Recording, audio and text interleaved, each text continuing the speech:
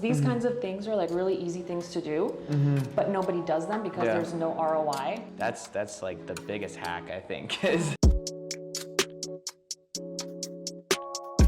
We're here with Vanessa Calás. Is that a good? Yeah. That's the best accent I can do. That's perfect. It was Thank good. Vanessa is a community builder, tech entrepreneur, and I feel like you're a great operator too. Like you've had a lot of different roles. Like right now with Miami Hack Week, just like doing communications, being in the trenches of it, and just like move very quick. Yes. You're also leading OceansDAO, right? Which we're definitely going to talk about. But I'm super excited to speak with you because I feel like you really like drive with community in everything you do, which is awesome. That's like, a big part of this podcast. So welcome to the show. This is Thank you. One of the early episodes. We're here at the Hack House. It's there's people hacking over here. It's chaos. So thanks for bearing with us. But No it's a problem. vibe. How's your Miami Hack Week been? Is it like how are the other houses? How'd you even get involved in Miami Hack Week? Oh my God, it's been crazy. So I just got a call one day from Jadon. He's the founder of Miami Hack Week.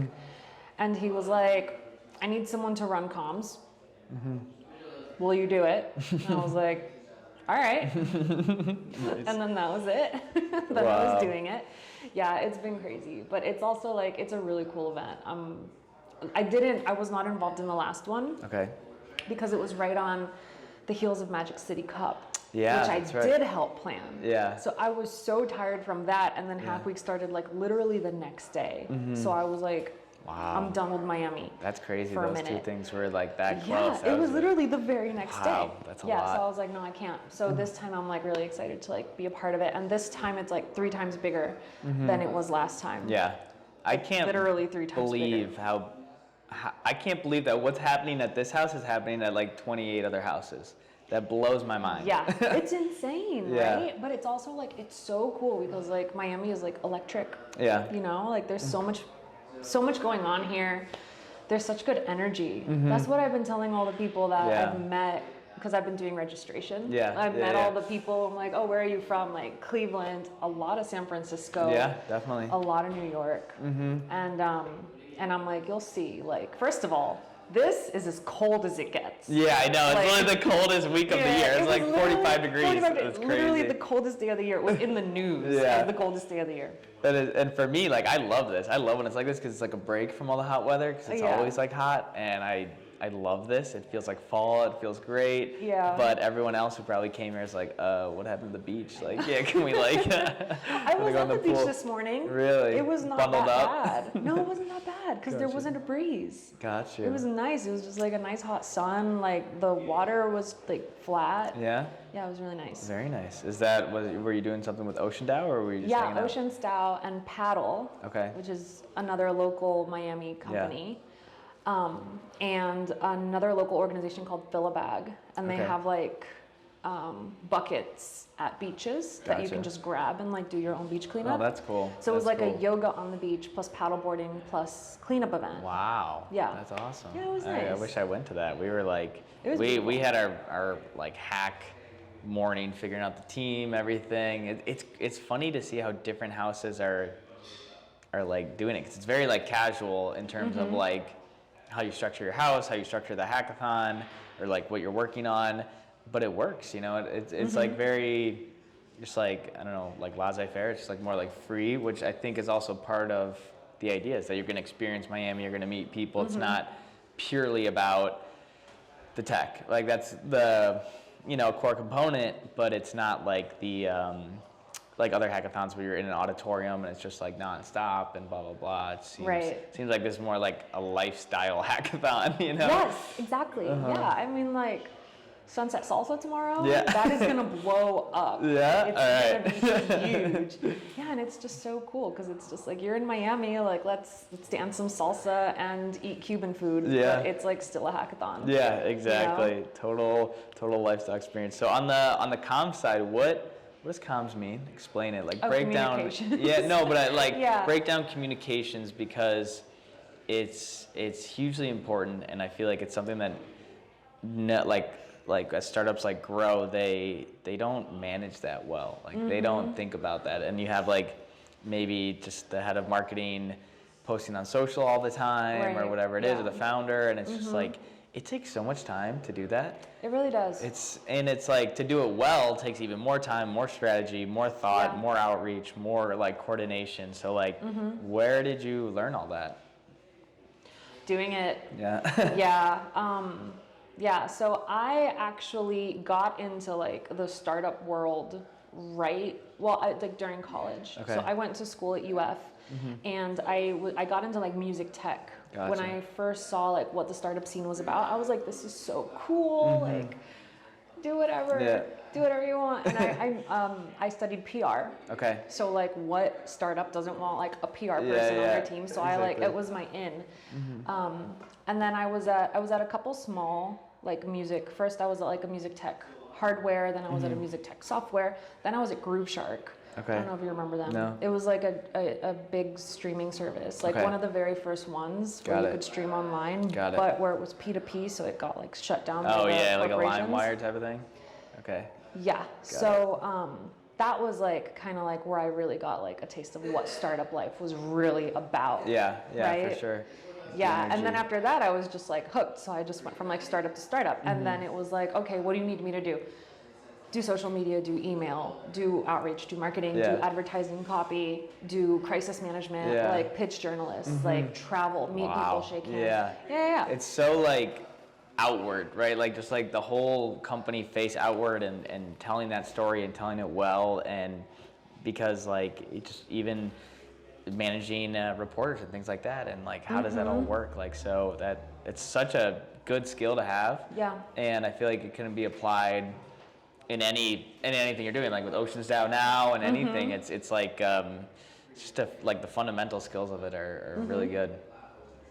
Yeah, like for Miami Hack Week, for example, like what I found is like what you want to do is just like over communicate. Yeah. You know, and like that's really what you want to do, because especially when it comes to communications, like it becomes such an afterthought, and you're like, okay, I'm doing an event, I need to find the venue, find the time, find the date, find, you know, the speakers, find the food, find the music, make sure that everything's in place. And then at the end you're like, oh, and then I need to promote it. And it's kind of like an afterthought. But you need to promote it, and then you need to promote it like 7 more times, because the people who didn't see it the first time are going to see it some other time. Yeah. So it's like one of those things where you're like, oh, okay, like I tweeted about that. But no, you tweeted about it yesterday. That is like old news. Nobody's going to see that. And also like people don't see it. That's the craziest thing about like all content is to you, like this podcast, like, you know, like we're going to put this out there, and for us it's like we spend so much time making it and having you as a guest and all this stuff like to make it, and then you're like, oh, we're going to tweet it out.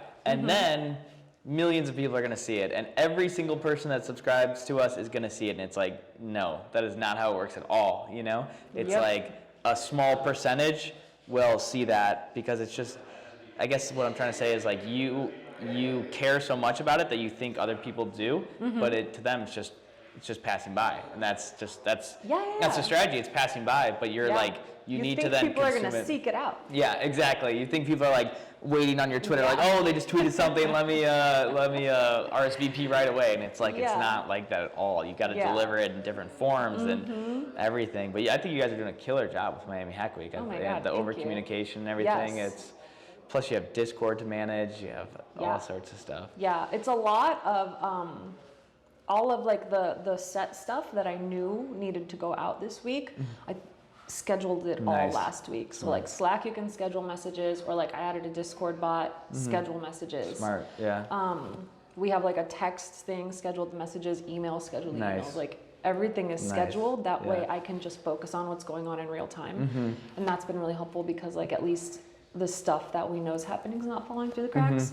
Yeah, that's a great way to do it, because like for example this morning I just like took a video of everyone working and hacking and put that out, and I was like, oh man, like we should be putting out so much more content, but you can't like be doing the thing and making content and then trying to do the other stuff too. So scheduling, and that's like the biggest hack I think is scheduling. And what like tools are you using for that? Like anything you recommend? Loomly, yes, okay. Loomly.com. I'd never used it before. It's pretty nice. Okay. It's just like the calendar view, And then you just go in there and you're like, okay, like on Wednesday, I need to make sure that we tweet about whatever is going on. Obviously, I'm drawing a blank now. Yeah, a million things. The problem is there's a million things going on. A lot of things. Michelle's having a talk. Yeah, so for example, like, she's doing a talk on developer health and movement and meditation. So like that's gonna happen. So you just like drop it in, you're like, promote this, and then you can go in, you can build it out, you like tweak it for every platform so you can make sure your tweet's ready, but also like the LinkedIn is ready, like all the other stuff's ready. Nice. Yeah, and then it just pushes it out. Okay. Yeah, that's been nice. Got it. I'm gonna write that down for sure. One. That is a good hack. That's awesome. So besides Miami Hack Week, talk about OceansDAO and everything that you're doing there. That's an awesome project. Oh my God, yeah. So that one was born out of Tech Basel. Okay. Yeah. That was April, right? April 2021. No, that was November. Oh, Tech Basel, like Art Basel. Art Basel. Oh, okay. Got it. I didn't know art. I went to Art Basel the very last day after having been in Miami every day that week for everything but art. Yeah. Well, I mean, it was NFTs, which could still count. Yeah. But, yeah, I don't even remember how it happened. Like that week was such a blur, but I was basically just like learned about DAOs, learned a little more about DAOs, and then I was like, wait, you could like make a DAO that we could raise money in as a group, and then like as a group decide where to invest that money. Like someone should do that. Yeah. And then I like I spoke to 1 million people about it as I was just fleshing it out, talking it through. And then a lot of people were like, oh, that's really cool. And I talked to this one guy who I know from Tech Hub, and he's like a technical founder. He's had 2 exits. He's from San Francisco. And I was talking to him, and the next day he texts me and he's like, hey, like I'm thinking about it more. Like, are you looking for a co-founder? He's like, I'll do this with you. Wow. And I was like, yeah. That's like, awesome. let's fucking do it. And then that was it. Yeah. Like it was literally just me talking about it, and then someone came out and they were like, I'll be your co-founder. And I was like, okay. And I just started talking to people. Like a lot of people love it. Yeah. A lot of collaborations are like coming out of the woodwork. Like I just met someone just now in this house that was like a potential collaborator for like our NFT. Perfect. Yeah. Yeah, it was really funny how it happened. But yeah, basically like the idea is that it's just going to be an investment DAO. Like I'm not thinking about the monetization of it. I'm sure that'll come. But it's really just going to be like a passion-driven project and community of people who like see that, you know, the beach, the ocean is in peril, and now we need to do something to help. And there are things you can do that will help, right? Like you can plant seagrass. You can put clams in the water that will filter out toxins. You can plant mangroves. These kinds of things are like really easy things to do, but nobody does them because there's no ROI on something like that. So it's like really low hanging fruit, and you're like, this is the problem can fix itself. You just gotta like grow some clams, some oysters, some trees. And the idea is just to facilitate those kinds of projects with like anyone who's passionate about the same thing, and like do an NFT, raise money, vote on where to put the money.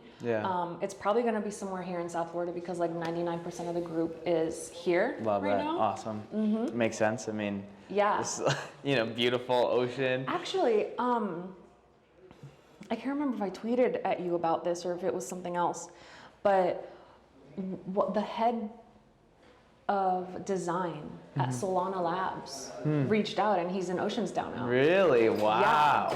That's crazy. Yeah, it's wild. So it's just like people like that are just like coming at us from all sides, and I'm like, you want to be part of like my little, come. That's awesome. I love that. And it's like passionate people. Like we have our first event in the works. We're going to do like a mangrove nursery tour plus bonfire with a company called Mang that do like apparel sales and mangrove planting. So I'm like, I love that. That is so awesome. People are just coming at me with stuff like this, and I'm like, I'm so glad that this is happening. It's just like really serendipitous, and it just like comes back to like, you know, the community and just like putting your stuff out there, and then people just want to help and just want to see you succeed. And it's magical. It is. It's magical. I love what you said there about just putting things out there. Like even just coming into this house and talking to someone and putting it out there that you're doing this or need help with that or whatever it is, it's like that is how you can, I don't know, feel like people will help you, you know, you got to put it out there, but a lot of the times people, they don't, they like think people will take their idea, or they they're not sure of it, they haven't figured it out, so they don't like really put it out there. And it's like, if you put it out there, you're gonna find the people that want to work with you and want what you're doing, and you just keep doing that and putting things out there and just in a more scalable way. And it's like, that's how you really build a following, an audience, and things like that, and then translate that to a DAO, you know? So what kind of stuff are you guys doing like in your community to kind of stimulate engagement in the community and impact and things like that, like among the members? Are there any programs? I know you said the event's coming up. Well, last week was Roadmap Blitz Week. Okay. And I like blasted out every day of the week at noon, like a question for the roadmap to the community. Nice. And just got feedback, like what kinds of events they'd like to see us do, what kinds of crazy pie in the sky 10-year goal is. Yeah. Collaborations that they'd like to see happen, stuff like that, to kind Very of cool. So like I like essentially crowdsourced the roadmap last week. Perfect. So that was fun. And then today we had this event this morning with paddle, and then we'll have the bonfire. I'm thinking sometime next month in February. Okay. Yeah, but that's still like in the works. Yeah. So that's what's going on. Yeah, I like how you're doubling down on the like in-person things and saying, hey, 99% of our community is in this region, and we want to get together physically and have those like deeper impacts, instead of like trying to kind of break your neck doing all these virtual things. It's more of like have a deep impact kind of moment, and you know, that'll be like enough for a long time in a way, or like a know a cadence of time. Yeah, exactly. That's definitely something that I like made a conscious decision to do, because I have noticed, like for example with Shrimp, like so many connections form when you're in person, and it's just not the same when it's online. Yeah, exactly. You know? And it's just like, I feel like one in-person connection, you will get out of that what you can get out of like 7 online. You know? Yeah. So something about online feels more maybe like more tit for tat, more like it's less exchanging, personal. Yeah. You know, because like you and I this could be a Zoom call. Yeah. But I could be checking my email. Yeah. Like so you could be like, you could have like something on your second screen. You could be watching distracted, Netflix on your that. second screen. Like I don't know that. And like, you know, we can still like connect and stuff, but like I don't know and you don't know. And unless there's like a very clear connection online, which most of the time there isn't. Then you're like, okay, well like this was a meeting, like okay, bye, like bye. Yeah. Like, and then you're on to the next thing. You don't like sit and think on it and really like.